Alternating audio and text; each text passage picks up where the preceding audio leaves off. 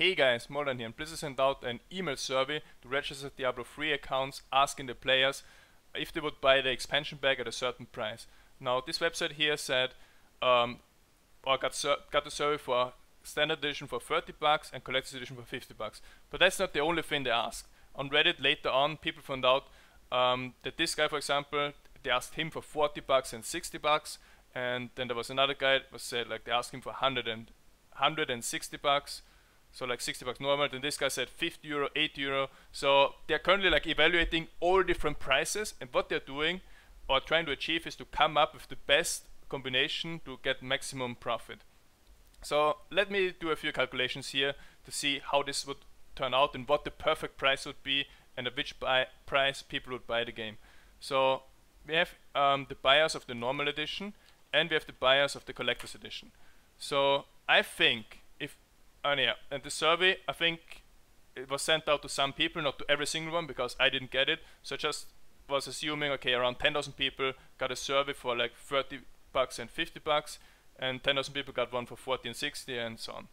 So I think if the normal edition is priced at $30 and collector's edition is priced at $50, I think around 6,000 people would buy the normal version, and 2,000 would buy the collector's edition. I think this is a very, very fair price for an expansion pack. And that's also my recommendation, but more on that later. But what will happen if the price for the normal version goes up? The thing is, or that would happen, less people would buy the game. Now 6,000 of the 10,000 people wouldn't buy it anymore. Now it's only acceptable for 4,500 people of this survey. What's going to happen with the collector's edition? Collector's edition is also going to have less buyers, but I think collector's edition's demand is not very elastic, so it doesn't really matter much. So what I think is only 200 people are gonna buy the collector's edition less. Another thing we have to take into consideration is if those 200 people are like, okay, I would buy the collector's edition for $50 but not for $60, what are they gonna do? They're just gonna buy the normal version for $40 now. So we have to add those 200 to the 4,500 here. Alright, and the last, which is in my opinion really ridiculous, is like $60 for the normal version and $100 for collector's edition.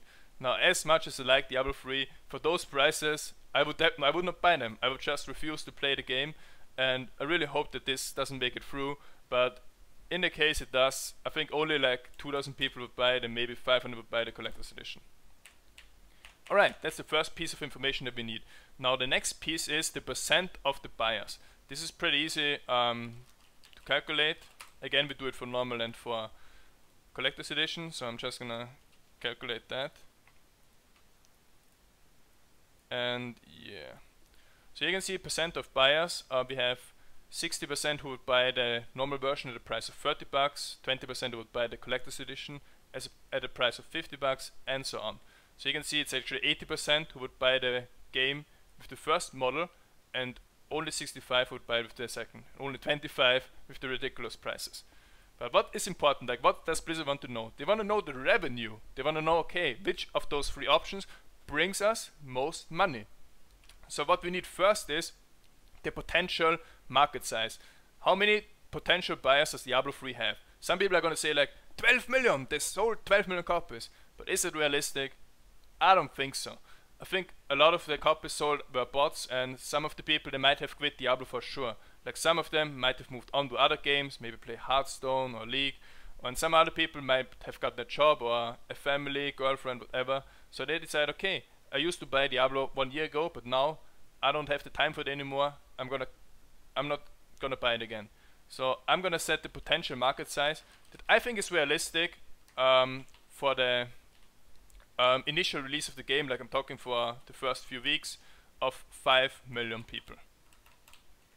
So I think if everything goes good, around 5 million people would be interested in the game. And then of course it's going to depend on the price, if those people actually buy the game or not. So what I'm going to calculate now is the revenue. How much money would Blizzard make at the different levels of prices? So we're going to take the 5 million here. This is actually, I'm going to fix that with F4 times 60% times the price per copy sold, $30, plus the same thing for the collector's edition, again times the size of buyers times the price and we got a revenue of $140 million. If I drag this down, you can see, oh, I made a mistake.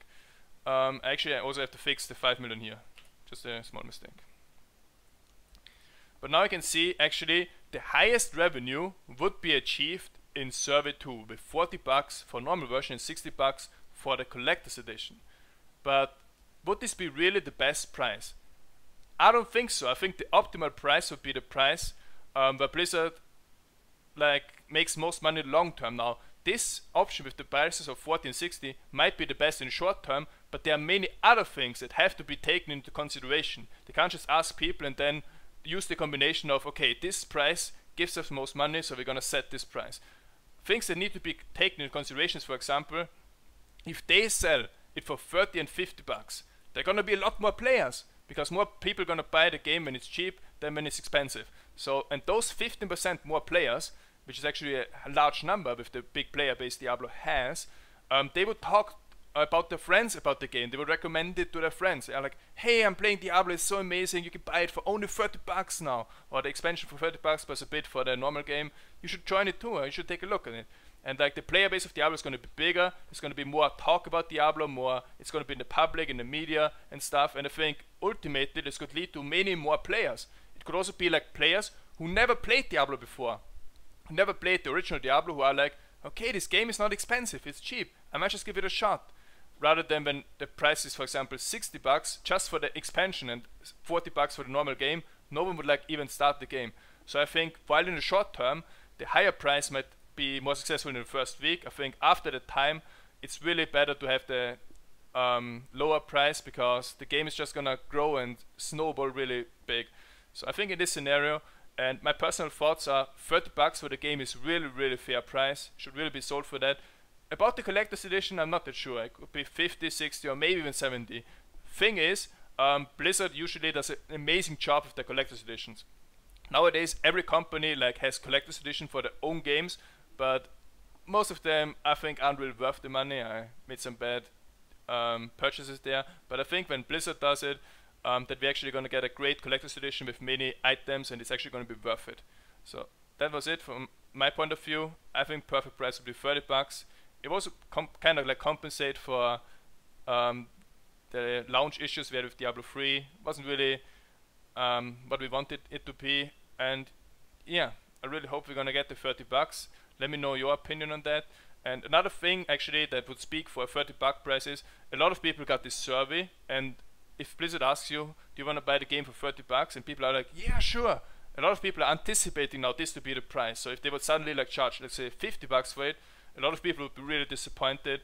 And as I said, it's just an expansion, and I'm looking forward to this expansion, also the future expansion. So I think it's really the best to just grow the game, make the player base as big as possible, and the lower price can certainly help with that.